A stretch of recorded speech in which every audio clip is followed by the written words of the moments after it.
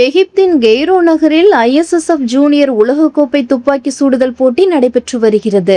இதில் 10 metre air rifle கலப்பு அணிகள் பிரிவில் இந்தியாவின் சாம்பவி ஷிர்ஷாகர் திவ்யான்ஷு தேவாங்கன் ஜோடி 499.9 புள்ளிகளை குவித்து உலக சாதனையுடன் தங்கப்பதக்கம் வென்றது. சீன தைபேயைச் சேர்ந்த சாய் சேயிங் மற்றும் சென்யுயான் ஜோடி 498.3 புள்ளிகளுடன் வெள்ளி பதக்கத்தையும், அதே நேரத்தில் பிரான்சை சேர்ந்த டிஃபன் போம்ஸ் மற்றும் காஸ்வட் லெஷியர் ஜோடி 434.4 புள்ளிகளுடன் வெண்கலப் பதக்கத்தையும் வென்றுள்ளது.